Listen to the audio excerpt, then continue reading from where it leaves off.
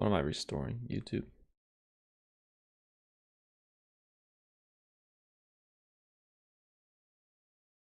All right. There's some shit I want to watch.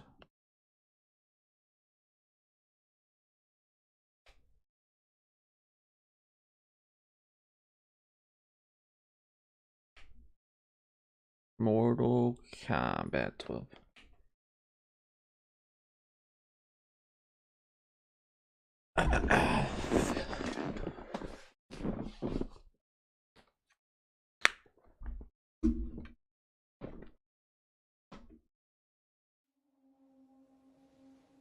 Pause. We got to get the best quality.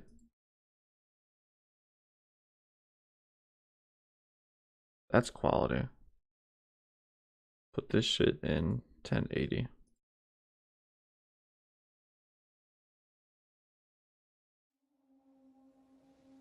I was watching this shit at work. It is time.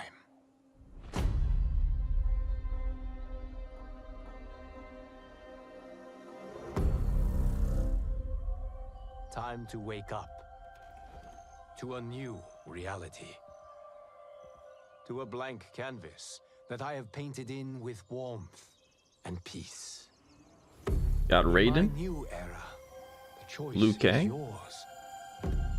Whether to live in quiet serenity or bloody strife.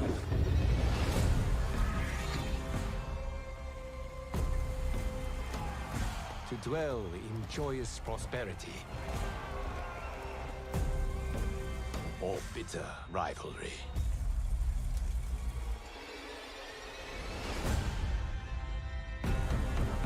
You can face each other as sworn enemies, or united as brothers. Does that mean there's gonna be a 2v2 mode? I really hope so. I really hope there's a 2v2 mode for Mortal Kombat 1. But a storm is brewing. This game looks And soon gorgeous. you will discover that even in this new era, one constant remains.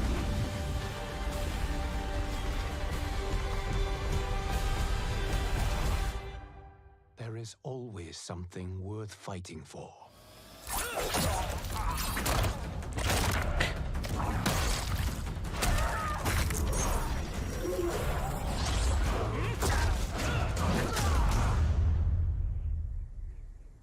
You have chosen to defy peace. Then you have chosen war with a god.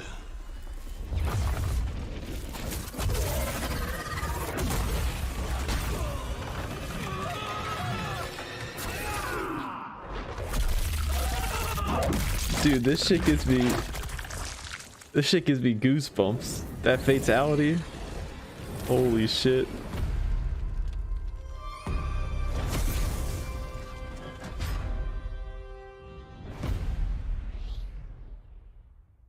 This year, and I will be pre-ordering. Damn.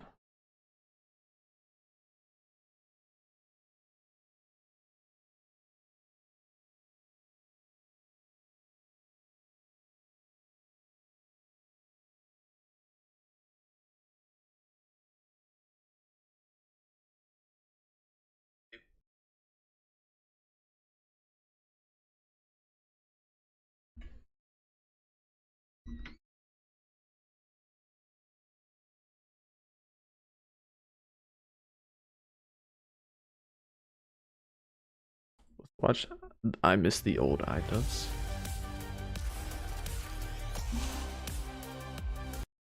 For a while, I felt like if I changed my content over time, that people would see that as a reflection of who I am and what I value.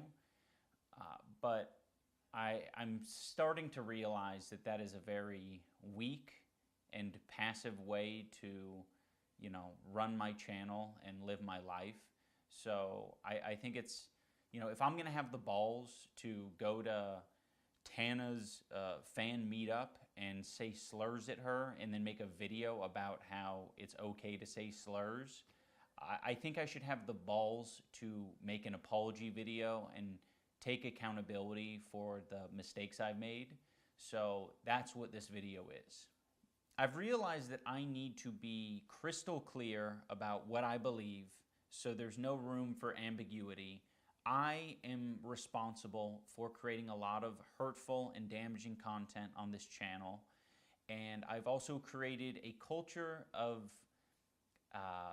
apathy and, I don't know, a lot of like cruelty as well. Like, you know, some of the videos I've made have been very not edgy. I don't think they you know, some of these videos were edgy. I think they were just outright cruel. So I don't want people to, you know, get it confused about, you know, where I stand.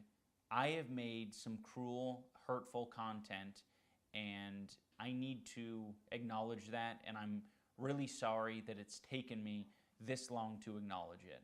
The content I'm talking about specifically are content cop videos and videos where I was just generally criticizing people for very lackluster reasons, and you know, obviously didn't have any accountability online whatsoever on my end. I was morally grandstanding and acting as if I am lost this video. better than any of these people that I was making content cop videos on, and I'm not. I'm a human. I'm a real human who makes mistakes, and you know, I make a different set of mistakes than the people I was making videos on, but it doesn't matter. I don't think anyone deserves that level of cruelty or hate.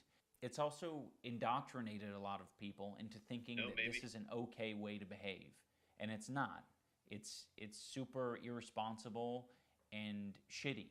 I am very insecure about my ability to create interesting content or like entertain. It's gotten better over the years, but it's something that I have struggled with constantly. And it's one of the reasons why I, you know, kept making this hurtful content. You know, I ended up pivoting it into other things because I felt bad about it, like innately. But it's still something that I struggle with, and I don't want you to interpret that as an excuse, but I hope that that is relatable to other creators who maybe struggle with the same thing. I'm not confident in my ability to entertain, and I think if I had to rely on my personality to entertain people, that I wouldn't have any amount of success, and that is really hard to come to terms with. I was being very bigoted in a lot of my videos, and I justified it because, you know, I didn't think it was too serious, and I thought that people were going to see that I had good intentions, you know, but that's so silly, you know. Casual racism is still racism. Casual bigotry is still bigotry. And, you know, I said a lot of things that I look back at and I cringe now, and I'm like, that is an awful thing to say. It doesn't matter what my intentions are. Like, if I'm hurting people, I'm hurting people.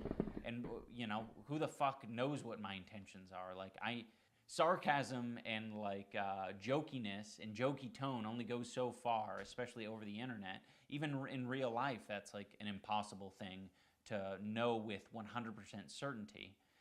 I've just always had this dumb philosophy that I'm not responsible for, you know, my audience and how they behave beyond what content I put out, and that's stupid. And it's led to a lot of hate and a lot of bad outcomes.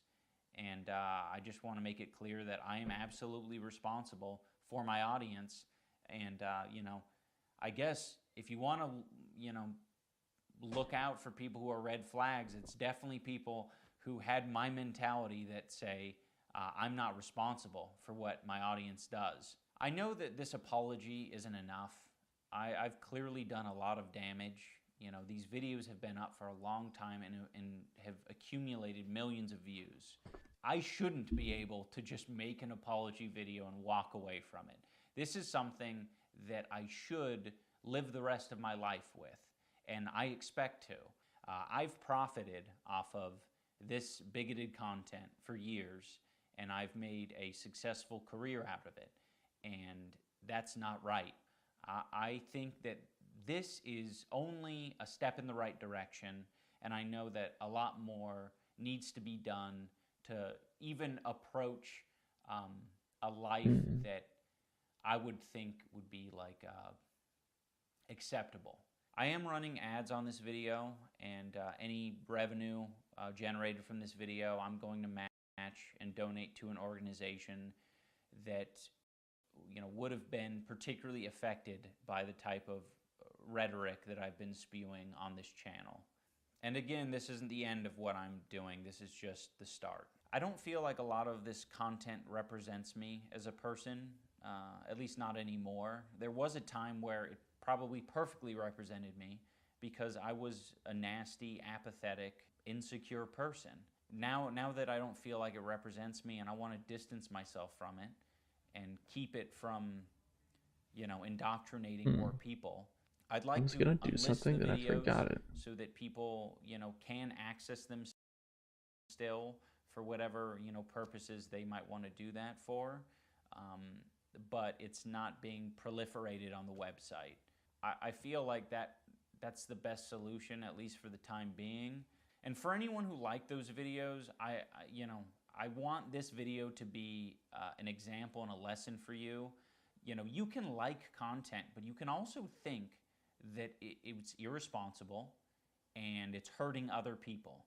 So just tap into that part of your brain that's saying like, oh, okay, it's probably not that important that this video stays online because truthfully, I've seen it, I've experienced the content, but it's done a lot of damage. We can just let it go. I'm sorry to everyone that I made content cop videos on. I still don't like the majority of you, and that's fine, but I can recognize that you did not deserve the hate and harassment that I sent your way. I particularly want to apologize to Tana. Tana, I'm sorry. I should have never made that video. I harassed Tana in person and then harassed her online, and that's deplorable behavior. It's so stupid. I'm also sorry to all the black viewers and minority groups who had to put up with that video and put up with, the phrases. I said either it's all okay or none of it's okay. And that's just so dangerous and stupid.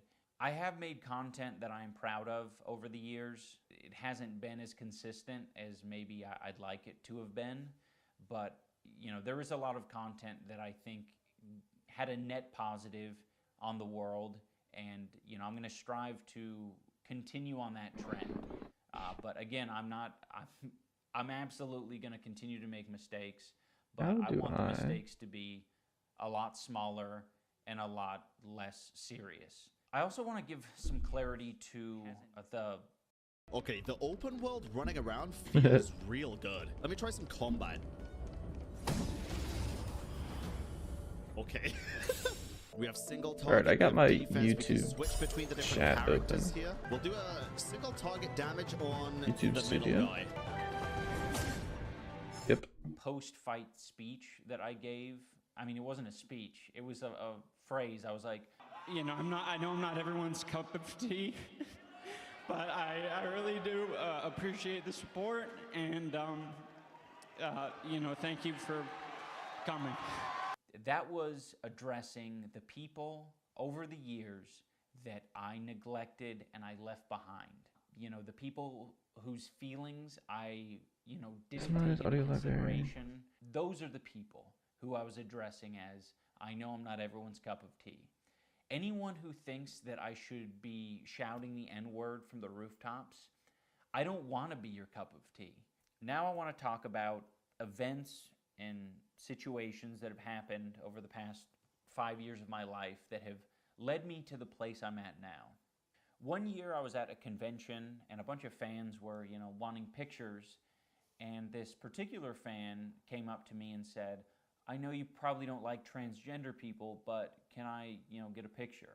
That smacked me in the face. I was like, oh, holy shit. Why would you think that? But I mean, it was fairly obvious. I was being cruel, hateful, bigoted, and being very uncaring about people's feelings. That is a very fair assessment to make. I was giving this person bad vibes, and I think I've given a lot of people extremely bad vibes. Another event that was very important for me to experience was I went on a boxing podcast. I was basically Okay. like trying to walk back my Tana content cop. I was still very like insecure and uncomfortable with the fact that I made that video, and but I was still coping. You'll see me struggle in this clip to, say was I went on a boxing Okay. You can still watch that, or I will. I'm for a chilling. while, Using the N-word. and I think I've given a lot of people. A particular fan came up to me and said, I know you probably don't like transgender people, but can I, get a picture? That smacked me in the face. I was like, oh, holy shit. Why would you think that? But I mean, it was fairly obvious. I was being cruel, hateful, bigoted, and being very uncaring about people's feelings. That is a very fair assessment to make. I was giving this person bad vibes, and I think I've given a lot of people extremely bad vibes. Another event that was very important for me to experience was I went on a boxing podcast. I was basically like trying to walk back my Tana content cop. I was still very like insecure and uncomfortable with the fact that I made that video, and but I was still coping. You'll see me struggle in this clip to, say that it was wrong. So I just wanted to let you talk on that, right? Because obviously using the N-word is definitely frowned upon by a lot of people, especially by a non-African American. But I was just curious. That was a very weird video because I wanted to like criticize her for her like sort of flagrant use of it. I've been pretty flagrant about it too, not in the same way. I thought there was a message to be shared there, and I don't think it was particularly. It was okay in criticizing her, but I think I probably wasn't the person to deliver the message, if that makes sense. There was a message that I was trying to put out there, and like I'm not really the person to put out that message. I don't regret making the video. I think there's bits and pieces to take from it that I think are valuable, but I probably wouldn't make it these days. I'm very grateful to those guys and how they broached the subject because it didn't put me on the defensive. It just made me realize like I'm stupid and I really need to like acknowledge these things. Like what am I doing? I'm still trying to make excuses for myself and like, why I made that video. It's like it was a dumb idea. I harassed someone. I was saying slurs and I was trying to justify it all. A very big thing that has sort of altered my view on all of this is just the amount of hate and harassment my wife Anissa has received over the years. She's had to deal with it from the beginning of our relationship, and I have done a horrible job at acknowledging her and her feelings for it. A lot of the time I just thought that was her problem, or that was other people's problem. Like, it's not my problem that you're getting hate and harassment. And it's like, no, it absolutely is. That's the culture that I cultivated, and I, didn't do anything to change that. Over the years it's changed a little bit, but I don't think I've still fully acknowledged how responsible I am for the amount of harassment that Anissa has had to deal with. And this year I decided to speak more candidly and be more open about who I am as a person, and to speak on my life a little bit more. And I did that on Anthony Padilla's podcast. These are the people that I'm attracting. These are the people that I'm entertaining. Like, I need to reevaluate things. They're relating and enjoying this content for a reason, and that's not maybe the same reason that I'm trying to make. I had a very Wild West mentality when it came to online behavior. Like, people are going to do what they want to do. People are going to say what they want to say. And I can pretty much do the same because it's the internet. But I think you have to be a lot more responsible. If you guys are at all interested in how I've arrived here, that video gives, you know, a good bit of context and talks about some of my life a little bit. There is a clip from this interview that's been floating around the internet, and it's me calling my fans antisocial and basement dwellers, and I was like, I didn't like, you know, interacting with my fans. I just want to be clear, like, that was my realization. I think a lot of people are like, of course that happened, is because you were creating that culture and you were attracting those people. And it's like, yes, I know. I know now. I didn't know before. It was my realization upon, you know, meeting more and more fans that I was like, oh shit, you guys are struggling. It was easy for me to identify them struggling when they were outside of my body. But the antisocial basement dwelling incel that was inside here, I couldn't acknowledge that. I couldn't recognize that. So I needed the mirror to be held up to me. In closing, I want to say that I have always thought that I was an empathetic person because I thought, well, I get angry, I get sad. Of course I got empathy. Seems easy, right? Empathy. I definitely have that. There were moments where like a dog would die in a film and I'd cry. So it's like, of course I have empathy. But I never did. I think only in these past couple of years have I gained the ability empathy. And I'm very ashamed to admit that. It sounds really pathetic to say at the age of 32 I've acquired empathy. But I have, and I've realized it because I just like can't help myself but like feel for other people's pain and suffering now. I'm still not perfect. I think that is, you know, my empathy meter's only maybe like a quarter of the way filled up potentially, but it's at least there. And I just want you guys to know that you can unlock ability empathy if you know, experience more life. It might take you getting hurt a little bit, but it's worth it. It is so worth it. So thank you for watching, everyone. I do want to create more regular content, and you know, I don't want to just have the next 5 videos be apologies. So I have uploaded a squirrel video on my second channel if you want to watch that. I guess as one final thing, I just want to thank everyone who's given me the space and the compassion to grow as a person, because it's taken longer than it probably should have. I appreciate everyone, and I think most importantly, I appreciate my wife, Anissa. She has been insanely compassionate and helpful and patient. Okay, in, okay. you know, Okay, iDubbbz, okay.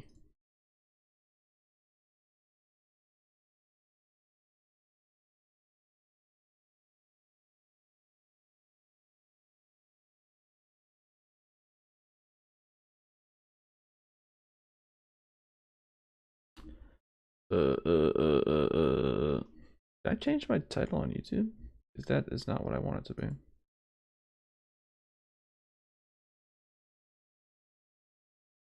Isn't it time that you grow up? I create full screen you. Edit.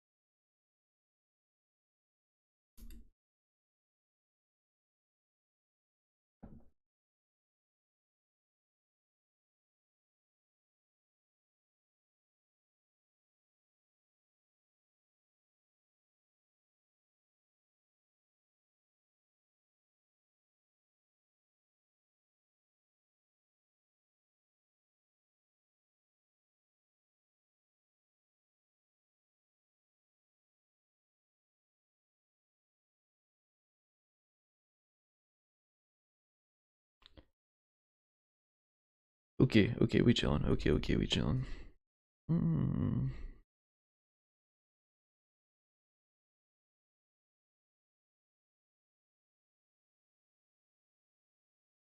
Dun-dun-dun-dun-dun-dun-dun-dun. Guilty Gear Strive.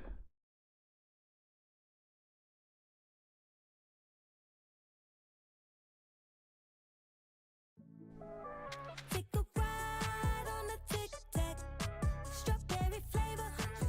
I like that. I'm swirling in the strawberry. Oh, don't you wanna take a ride on the Tic Tac?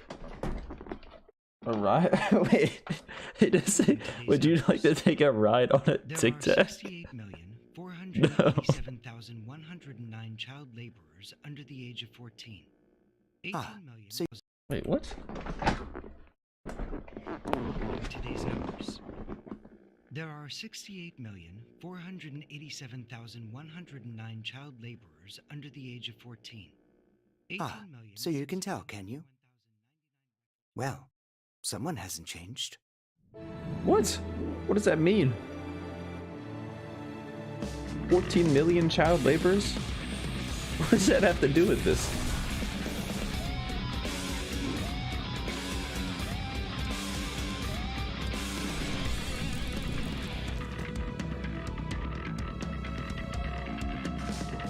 Commencing battle method Turing test. Subjects, both combatants. All of my time is for this. Quiet, please. I'm calculating my chance of survival. You move quite well for one with no seed, though the leftovers won't last forever. Just so you know, I'm fairly sure I can die from pain.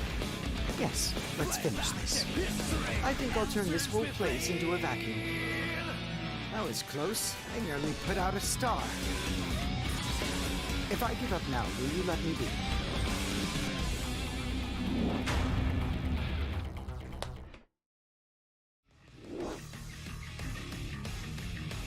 This guy's been teased for like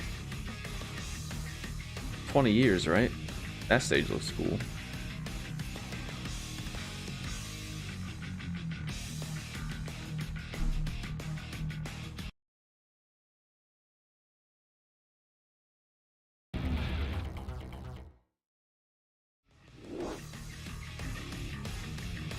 Design looks cool.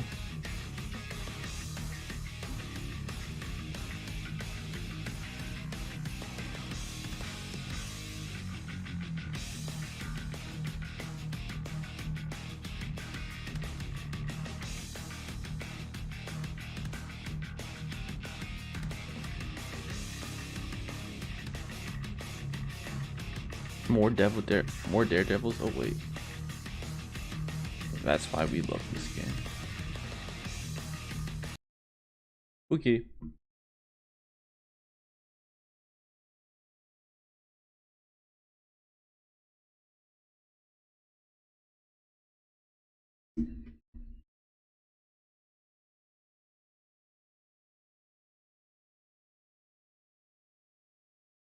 New adorable creature champion. Snuggle Super Fresh. Comfort for every moment. With 5-in-1 odor elimination. After all the champions we know about so far, so Naafiri, Briar the Vampire Girl and the Sad Artist, we're going to get an adorable creature marksman that is slowly hatching. So it's going to be a cute little dragon or bird or frog or reptile or something that comes out of an egg and be small and cute. Maybe Yumi with a sniper rifle. They are going to be a bot laner, so regular AD carry, currently hatching in one region, but who knows what their journey might entail. I bet they will have a tail. We also know the team working on this baby lizard. We got Twin Enso as a designer, the designer of Set, Akshan and Mundo's rework, Scatlock on narrative, the writer of a ton of champions from League of Legends and Legends of Runeterra, and White Late on art, that did a ton of great concept arts for champions, skins and emotes, so this should end up quite interesting. So what kind of creature would you like to see? Should they also maybe grow during the match if they eat their enemies and bathe in their blood while doing an evil laugh? Or should they just be a cute little froggy? Let me know and leave a like or I will eat you alive, and thanks for watching. Shut up.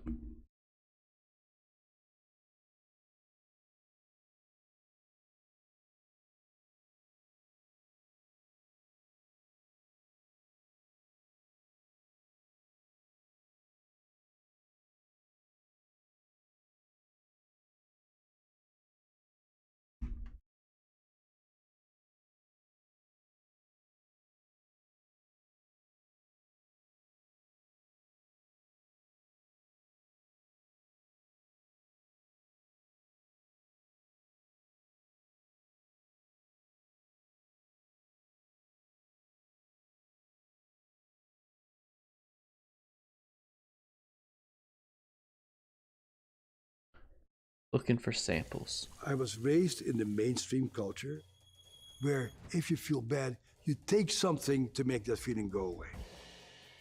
Around that time that I first started to work for the VA, I looked at the treatments that we have. I did a first study on what else can work. The nature of trauma. Just that this was boy the first time talking? that I saw a non-conventional technique have a very profound effect.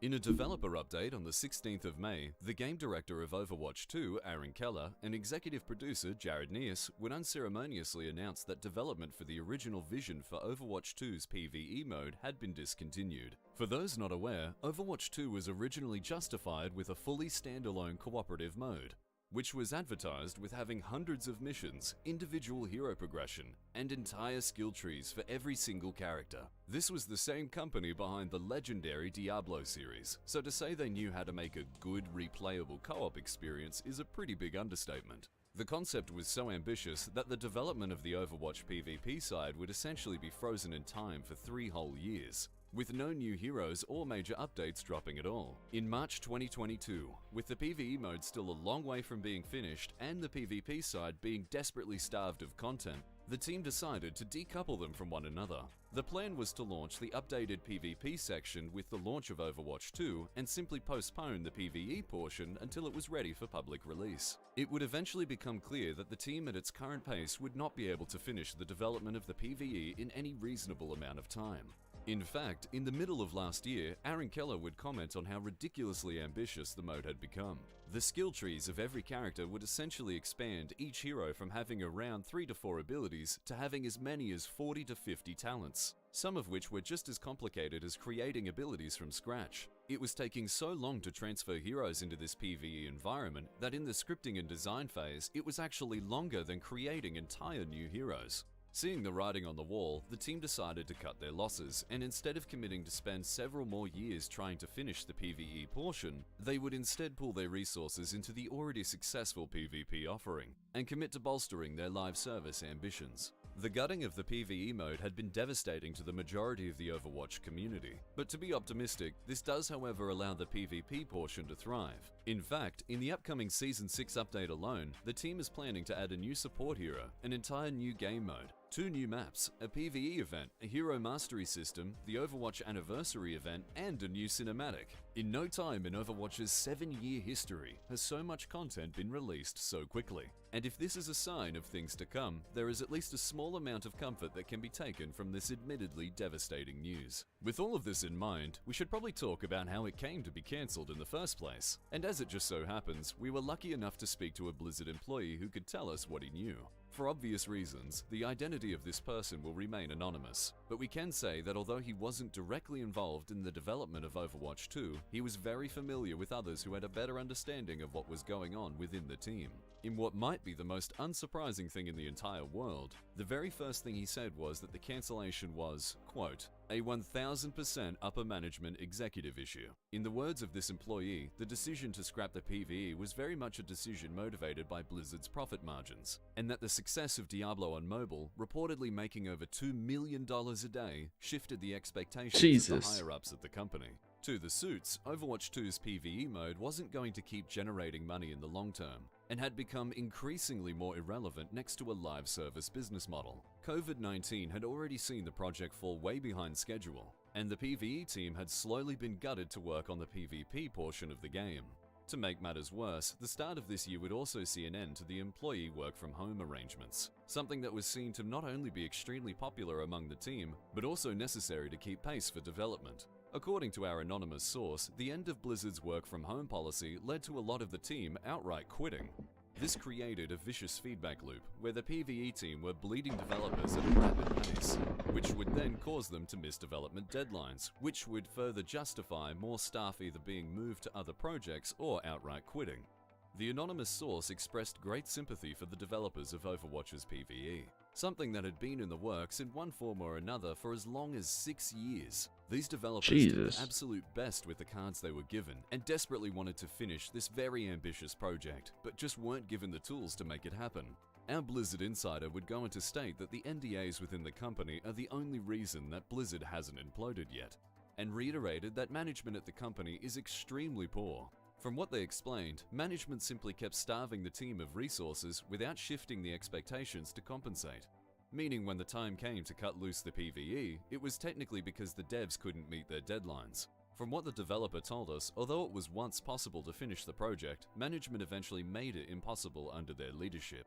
At this stage, many players are asking themselves the obvious question of, what's the point of Overwatch 2? The entire selling point was to expand the world with this new co-op experience, and with that so diminished, many players, perhaps justifiably, see the game as just Overwatch 1 with $20 in-game cosmetics. There is of course a pretty strong case to be made in favor of the new live service business model, especially considering the much more frequent rate of new content. But this is a cold comfort for those who've waited 4 years to play PvE. It wouldn't be unjustified for the casual player to look at this situation with a fair amount of cynicism. As much shit as Overwatch 2 receives, the game is objectively in the best state it's been since launch. That's true. A prescription pair of rose-tinted glasses to think otherwise. With this in mind, this certainly doesn't reflect well on the team or on the company, and it must be an incredibly frustrating experience for the developers to receive so much shit for something that was essentially out of their control. However, there is another interesting dimension to this story, something that the developers at the start of the project could never have anticipated. From what we can garner from recent headlines, it appears as if Microsoft's acquisition of Activision Blizzard is going to go through as intended. Overwatch 2 sucks, but the dab is in the shop tonight. That's exciting. That is exciting. If they didn't have a serious intention to restore its seriously eroded reputation. It might be a 1 in a million shot in the dark, but Microsoft is literally the third most valuable company in the world, and they spent more on Activision Blizzard than I can't wait to buy the dev. I want to play Omega Strikers too. It was fun last time I played. I want to play on mouse and keyboard. Take this speculation as you will. In perhaps another 1 in a million shot in the dark, we'd like to invite any employee who was involved in the development in Overwatch 2's PvE mode to tell us about your experiences anonymously. We've literally interviewed war refugees, former child soldiers, and members of active militant organizations. I found it. Why my shit? Why was it lagging? Hidden is a fucking understatement. We'd love to be able to shed more light on why the project was abandoned, and how its development ended at such a point. Those interested can refer to several points of contact down below. We'd like to once again thank every single Patreon that's supporter weird. for making videos like this possible. We are the Swag News team, and until next time, have a fucking good one.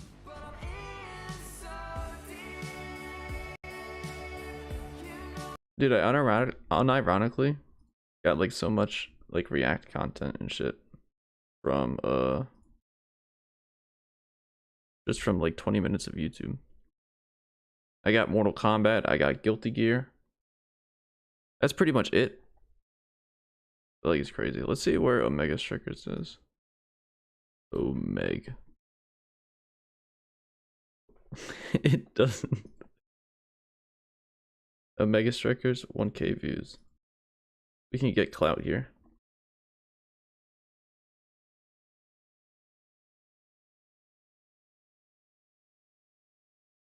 Oh. So, yeah, kinda.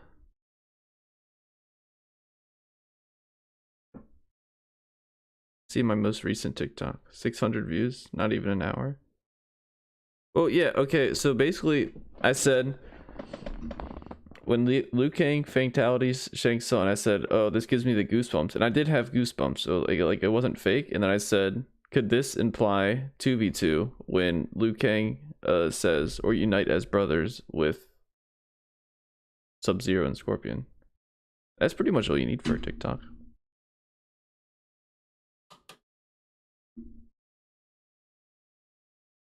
That's just like 2 TikToks right there. Or 1.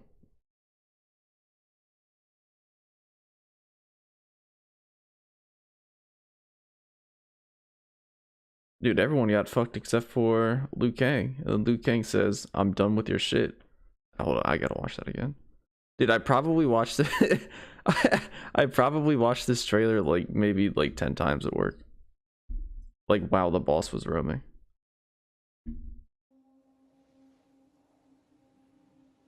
It is time. It is time.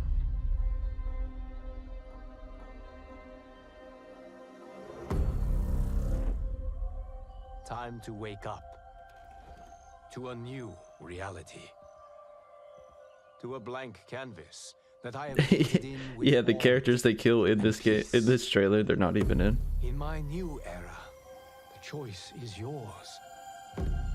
Whether to live in quiet serenity. And then he says, and then when Homelander drops in, he says, "Did someone call for a hero?" To dwell Or he says, in joyous prosperity. "Looks like we got some real heroes in Outworld." You can face each other. As Sworn enemies. Or unite as brothers. And then Thanos. But a storm is brewing. And soon you will discover that even in Yo, he got the Giga Chad face. Like, actually. Oh, it's strong because he's not like the great Kong Lao yet. I'm pretty sure he like earns it. He's just like a little peasant boy. But bro, look at look at his jawline though.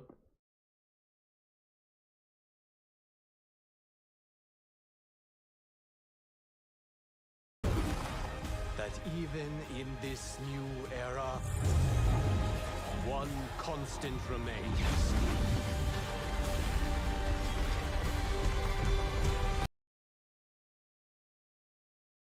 He's the new champion. But like I guess like this is like a complete set of the timeline. Yeah, I imagine it's the same voice actor, but it's like a complete reset of the timeline, so like I'm sure he'll like come to get his hat. I'm not sure. They're probably not gonna give him a straw hat. I mean they might, but like something worth fighting for. His hat's iconic though.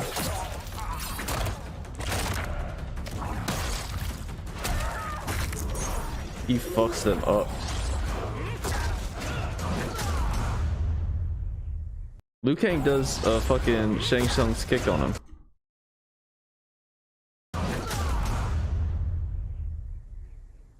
You have chosen to defy peace. Then you have chosen war. This gives me goosebumps, dude. Yeah, they're not like super old in this one. They're youngies.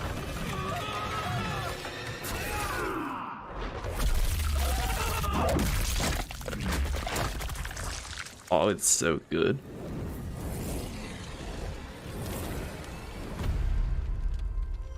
One.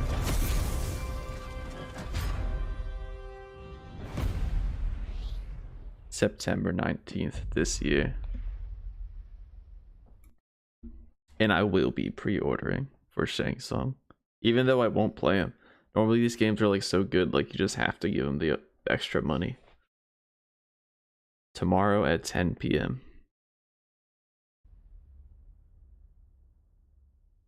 I heard it's going to be an assist fighter though. Which is unfortunate. You probably just don't get Shang Tsung or like the extra skins and shit. You also get beta access if you do pre-order it.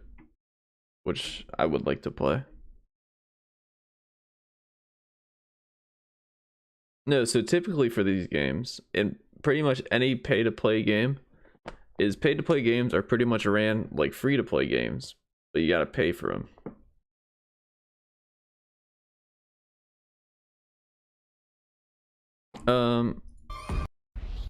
I don't think it says here. Pre-order on April 19th. MortalKombat.com. Control F. Beta. BA.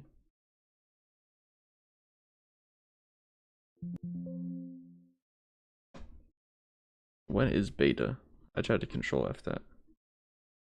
Cameo Fighters, yeah, so it might be like assists and shit.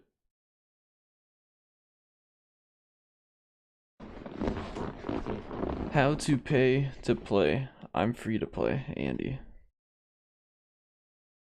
Wait, I'm pretty sure there's an FAQ somewhere. FAQ, there it is. BETA. Okay. Will be available in August, so the month before it released.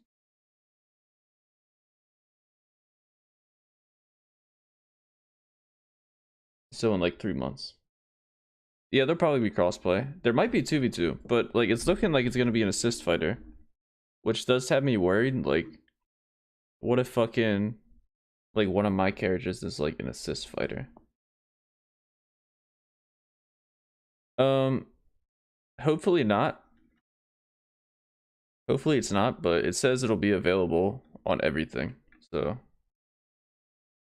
PlayStation 5, Xbox Series S, Nintendo Switch, and PC. Which platform will Mortal Kombat 1 be available on? PC via Steam, Epic Store. The colors do give off a PS1 vibe, or a PS5 vibe, but like, I think that's just like the aesthetic of the like game. I didn't even think of it not being on last gen.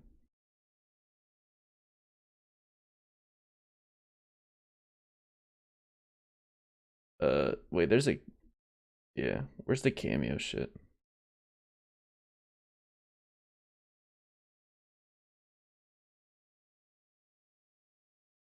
We'll have early access.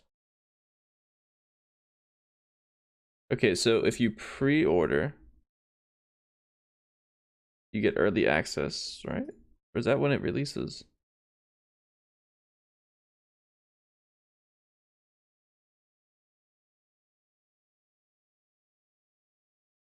That does sound kind of cringe, but like I play like free to play mainstream games, so like who knows? Which characters will be available in Mortal Kombat 1? Including Liu Kang, Scorpion, Sub-Zero, Raiden, Kung Lao, Katana, Mileena, Shang Tsung, Johnny Cage, and many others. So these guys are confirmed.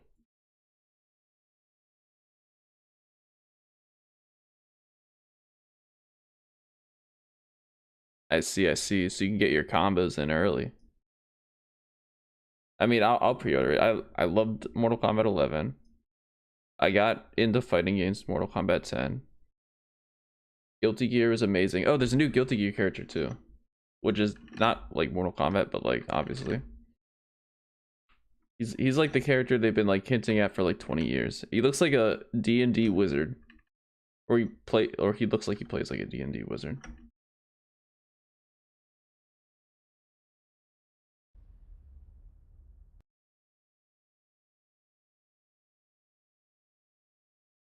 Is brewing.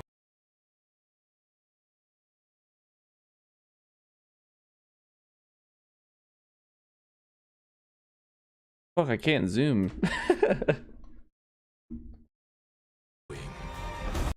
But a storm is brewing. And soon you will Can I zoom in this way? that even No. in this new era, one constant remains.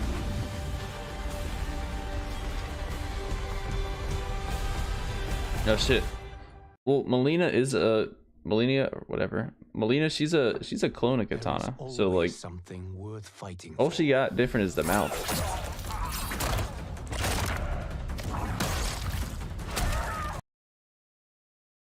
Yikes.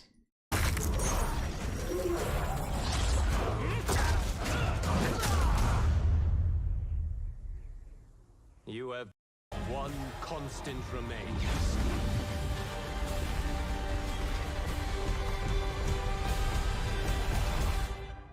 There is always something worth fighting for.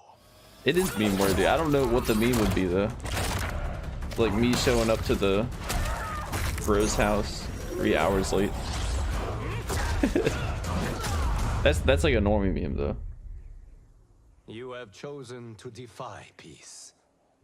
Then you have chosen war with a god.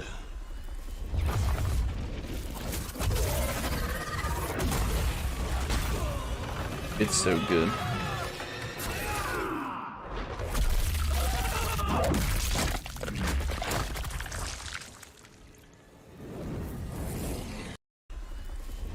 It's like it's one dragon, then it becomes two. No shit, it's two dragons, it stays two.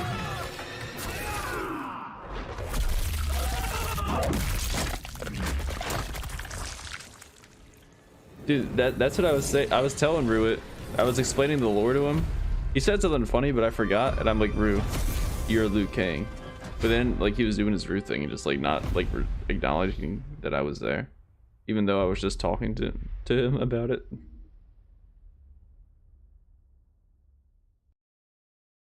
Pre-order for Shang Tsung. Why do you hate Andrew Tate debate? Blizzard lied about PvE. Full Moon Lullaby. I'm sure there was a time where Rue could do the bicycle kick. Dude, that would blow up on his TikTok, but he don't be posted on TikTok anymore because he's like, oh, I'm too shy. But like he be posting pics on his Snapchat to like people like he knows. So like I don't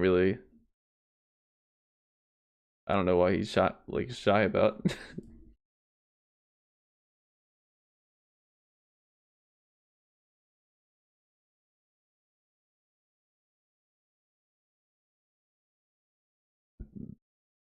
Look, I'm live on YouTube.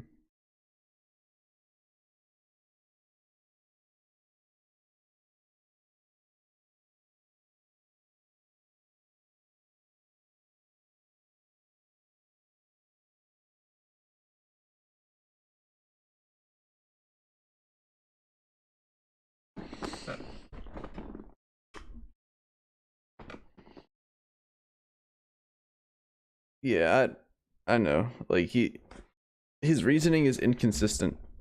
I think he just doesn't want to like learn how to do it. Yeah. He wants to play ranked Fortnite. I want to check that out. Like he said it's only duos and they removed bounties, and I don't like that. I like bounties. Bounties made it so you weren't just like aimlessly walking around the map. Like you had a direction to walk towards for people to go to.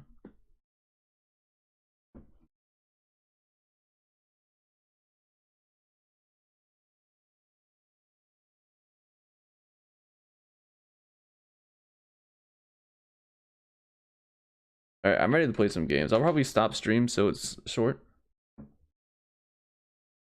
No bounties in ranked. Oh. Oh, okay. He said he hasn't played ranked. But I feel like he has played ranked. But he also says I haven't played ranked because I want people to play with me. But he also said there's only ranked duos, not ranked trios. But he also said they removed trios. So like I don't know if they removed trios entirely, which I don't know why they would do that. Anyway, X.